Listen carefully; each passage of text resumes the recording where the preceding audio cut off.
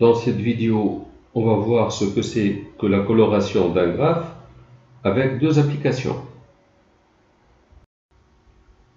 Voici un graphe. Colorer ce graphe, c'est attribuer à chaque sommet une couleur, mais de telle façon que deux sommets adjacents n'aient pas la même couleur. Bien sûr, si on va attribuer des couleurs différentes à tous les sommets, le concept de coloration perd tout son sens. Donc, le problème de coloration d'un graphe consiste en fait à le colorer en utilisant le moins possible de couleurs. Un graphe coloré est un graphe tel que une couleur est attribuée à chaque sommet, deux sommets adjacents sont de couleurs distinctes. Voici une manière de colorer ce graphe. Vérifiez que deux sommets adjacents n'ont pas même couleur. On appelle nombre chromatique d'un graphe G le nombre minimum de couleurs nécessaires pour en faire un graphe coloré. On note gamma de G, le nombre chromatique du graphe. Ici, le nombre minimum de couleurs pour colorer ce graphe est 4. Donc le nombre chromatique de ce graphe est 4. Si G est un graphe complet d'ordre n, alors le nombre chromatique du graphe est n. J'explique. Si je prends un graphe d'ordre n, s'il est complet, c'est que deux sommets quelconques sont toujours adjacents. Donc, deux sommets quelconques ne peuvent pas avoir une même couleur. Si ce sommet a une couleur donnée, l'autre sommet a une autre couleur. Donc, deux sommets différents ne peuvent pas avoir une même couleur. Donc, les n sommets ont obligatoirement des couleurs toutes différentes. N sommets avec n couleurs toutes différentes. Donc, le nombre chromatique va être égal à n. Si un graphe contient un sous-graphe complet de P points, alors son nombre chromatique, le nombre chromatique de ce graphe, est supérieur ou égal à P. J'explique. Si je considère ce graphe, il a un sous-graphe ici complet d'ordre 4. Ce sous-graphe est complet puisque A est adjacent au sommet, aux trois autres sommets ici. B est adjacent aux trois autres sommets, E pareil, F pareil aussi. Et comme on a un sous-graphe complet d'ordre 4, le nombre chromatique de ce sous-graphe est 4, puisqu'il est complet. Donc j'applique cette règle. 4 couleurs sont nécessaires pour colorer ces 4 points. Donc 4 couleurs sont nécessaires pour colorer tout ce graphe. Donc le nombre chromatique de tout ce graphe va être au moins égal à 4. Donc si un graphe contient un sous-graphe complet d'ordre P, alors comme ce sous-graphe complet, son nombre chromatique est égal à P, le nombre chromatique du graphe en entier est supérieur ou égal à P. Donc si un graphe contient un sous-graphe complet de P points, alors son nombre chromatique est supérieur ou égal à P. Je considère ce graphe et je veux le colorer. Je ne vais pas le faire par hasard. Il y a énormément de points et ça peut être même dans certains autres cas plus compliqué. Donc je dois trouver un algorithme pour le faire. Une remarque, si je considère ce sous-graphe ici, eh bien on trouve un sous-graphe complet d'ordre 6, et quand on a un sous-graphe complet d'ordre 6, le nombre chromatique est supérieur ou égal à 6. Donc pour colorer ce graphe, il faut au moins 6 couleurs, puisqu'il contient un sous-graphe complet d'ordre 6. On va utiliser l'algorithme de coloration de Welch et Powell. Alors, la première étape, c'est classer les sommets du graphe dans l'ordre décroissant de leur degré et attribuer à chacun des sommets son numéro d'ordre dans la liste obtenue. Donc, on va regarder tous les sommets et calculer le degré de chaque sommet et on va les classer dans un ordre décroissant. Voilà, je l'ai fait ici. Le sommet C est de degré 7. Donc 1, 2, 3, 4, 5, 6, 7. Le sommet D aussi est de degré 7. Donc 1, 2, 3, 4, 5, 6, 7. Et on arrive au sommet M qui est de degré 1.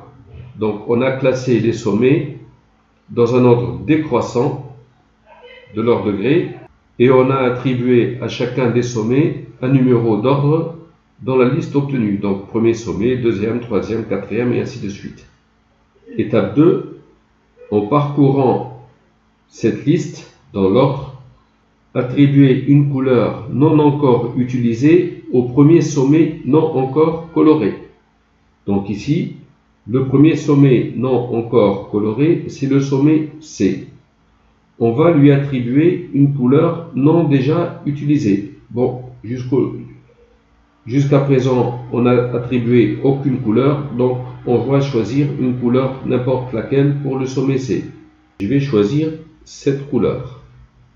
Donc voici cette couleur pour le sommet C. Attribuer maintenant cette même couleur à chaque sommet non encore coloré et non adjacent à un sommet de cette couleur. Comme ces sommets sont adjacents à C, on ne va pas leur attribuer la même couleur. Donc, attribuer les sommets non adjacents à C, donc qu'est-ce qu'il va y avoir? Il va y avoir le sommet G par exemple, il n'est pas adjacent à C. Le sommet L est adjacent à un sommet de cette couleur, on ne va pas le prendre. Le sommet M n'est pas adjacent à un sommet de cette couleur, donc j'attribue cette couleur. Le sommet K n'est pas adjacent à un sommet de cette couleur, donc je lui attribue cette couleur. Le sommet J est adjacent à un sommet de cette couleur, donc je ne lui attribue pas cette couleur. Le sommet I non plus. Bon, G est de cette couleur. M est de cette couleur, K est de cette couleur. L'étape 3, s'il reste des sommets non colorés dans le graphe, oui, il en reste, revenir à l'étape 2. Donc je reviens à l'étape 2. Que dit l'étape 2? En parcourant la liste dans l'ordre. Donc je parcours cette liste dans l'ordre. Donc je vais au sommet D. Attribuer une couleur non encore utilisée au premier sommet non encore coloré. Le premier sommet non encore coloré, c'est le sommet D. Je vais lui attribuer une couleur. Je choisis cette couleur bleue. Donc D, je lui attribue cette couleur bleue. Attribuer cette même couleur à chaque sommet non encore coloré et non adjacent à un sommet de cette couleur. Bon, ces sommets ici sont adjacents à cette couleur, on ne va pas les colorer en bleu. Donc on va trouver par exemple L, que je colore en bleu. Donc L, je le colore en bleu. Et puis il va y avoir J, je peux colorer en bleu, il n'est pas adjacent à un sommet de couleur bleue. Il ne va pas y avoir I, parce que I est adjacent au sommet J qui est de cette couleur. Il ne va pas y avoir le sommet H, puisqu'il est adjacent au sommet de cette couleur. Étape 3, s'il reste deux sommets non colorés dans le graphe, revenir à l'étape 2. Il reste des sommets non colorés, donc on revient à l'étape 2. L'étape 2, on parcourt cette liste et on attribue une couleur non encore utilisée au premier sommet non encore coloré. Alors le premier sommet non encore coloré, c'est A. On va lui attribuer une couleur. Je choisis la couleur verte. Donc A sera de couleur verte. Attribuer cette même couleur à chaque sommet non encore coloré et non adjacent à un sommet de cette couleur. Non adjacent à un sommet de cette couleur, donc on ne va pas prendre les points B, E et F. On peut prendre le point I. Donc le point I, il sera vert. On ne peut pas prendre le point H, puisqu'il est adjacent au sommet I qui est de cette couleur. Donc il n'y a que le point I. On passe à l'étape 3. Les sommets ne sont pas tous colorés. Donc on va en tête de liste ici. Le point B, on lui attribue une couleur orange. Le point B, on lui attribue une couleur. Et tous les sommets qui ne sont pas adjacents à cette couleur, on leur attribue cette même couleur. Donc on peut prendre le point H. H sera orange aussi. Il reste des sommets non colorés dans le graphe. Je vais dans cette liste. Le premier sommet non encore coloré, c'est E. Je vais lui attribuer cette couleur. Donc E va être de cette couleur. F ne sera pas de cette couleur puisqu'il est adjacent à E. On va attribuer notre couleur au sommet F. Je choisis la couleur noire. Donc F, je choisis la couleur noire et le graphe est maintenant coloré. Un exercice. A, B, C, D, E, F, G et H désignent 8 poissons. Dans le tableau ci-dessous, donc dans ce tableau, une croix signifie que les poissons ne peuvent cohabiter dans un même aquarium. Donc ici, les poissons A et B ne peuvent pas cohabiter. Peut-être qu'ils se mangent, peut-être qu'ensemble, ils sont malades. Quel nombre minimum d'aquariums faut-il? Donc on va considérer un graphe où les sommets seront des poissons et une arête signifiera que les poissons ne cohabitent pas. Voici donc le graphe en question. A ne cohabite pas avec B, C, D, G et H. A ne cohabite pas avec B, C, D, G et H. Par exemple, F ne cohabite pas avec B, C et E. Vous voyez que F ne cohabite pas avec B, C et E, et ainsi de suite. Les poissons A et B ne cohabitent pas, donc on va les mettre dans deux aquariums de couleurs différentes.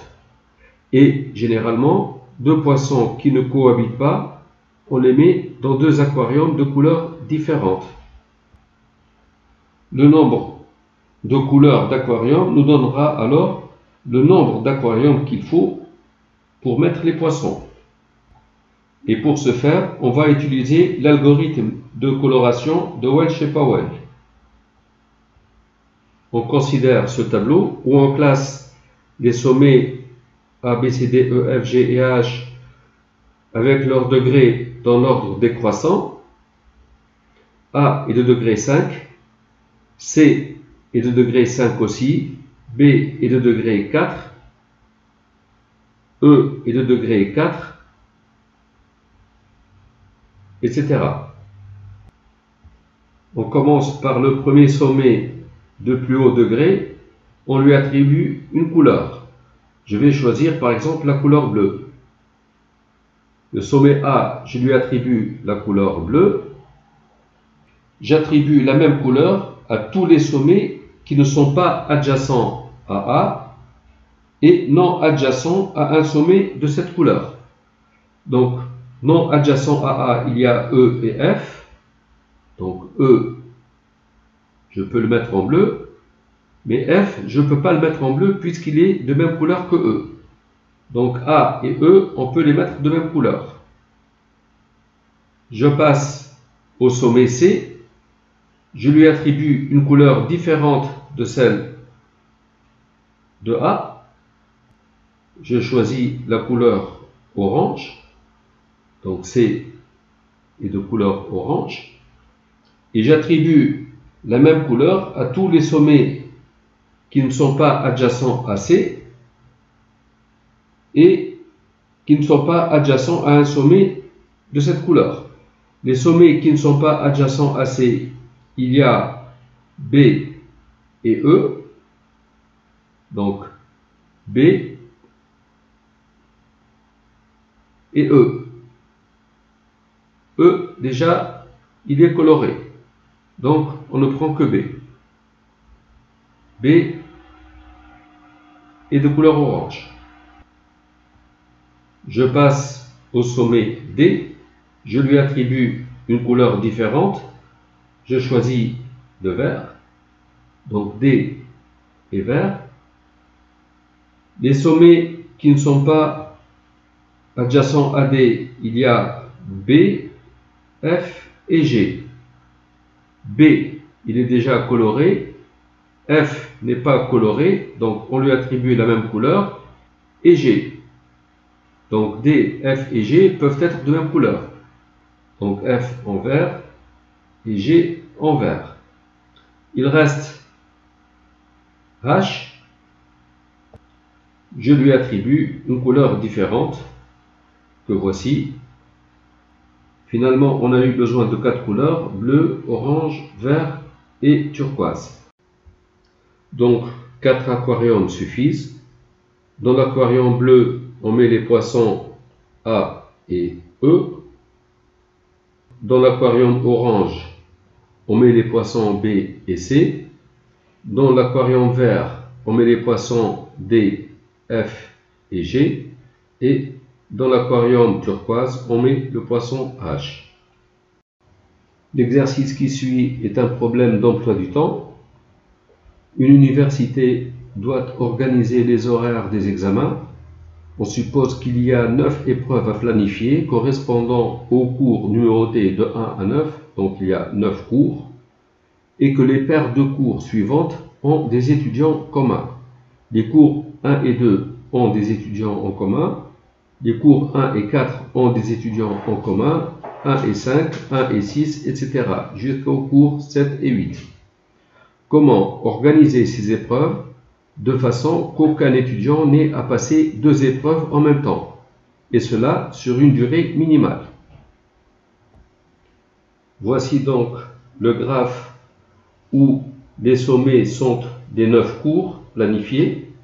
Une arête signifie qu'il y a des étudiants communs aux 2 cours 1 et 7 ici. Cette arête signifie qu'il y a des étudiants communs aux cours 1 et 6 et ainsi de suite. 2 cours qui ont des étudiants communs ne doivent pas être planifiés au même horaire, donc on va les colorer de 2 manières différentes, 2 couleurs différentes, c'est-à-dire 2 plages horaires différentes. Donc on va colorer ce graphe en utilisant l'algorithme de Welch et Powell. On commence donc par classer les degrés des sommets dans l'ordre décroissant, puis prendre le premier sommet de plus haut degré, lui attribuer une couleur. Je vais attribuer la couleur rouge au sommet 1. Le sommet 1 sera rouge. J'attribue la même couleur aux sommets qui ne sont pas adjacents au rouge, donc le 9, le 8,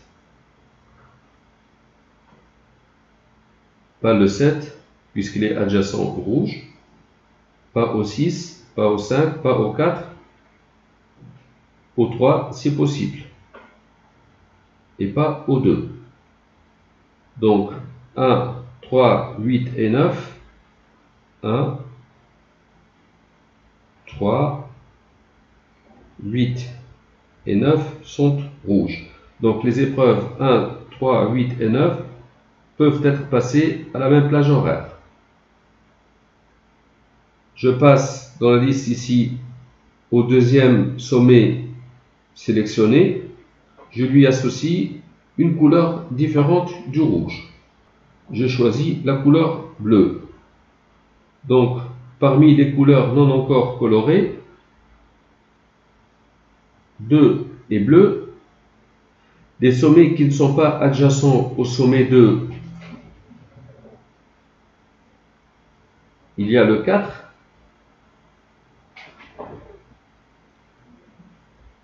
Et il y a le 6. 2, 4 et 6 ne sont pas adjacents. Donc 2 en bleu, le 4 en bleu, le 6 en bleu. Les épreuves 2, 4 et 6 peuvent être passées dans la même plage horaire. Je passe au sommet numéro 5 auquel j'attribue une autre couleur. Je choisis la couleur verte. Donc le sommet 5 est en vert. Et 5 n'est pas adjacent au sommet 7, donc la même couleur. Donc 5 et 7 ont la même couleur. Les épreuves 5 et 7 peuvent être passées à la même plage horaire. Finalement, 3 plages horaires suffisent pour passer les 9 épreuves. Voilà, c'est la fin de la vidéo. Merci d'avoir suivi.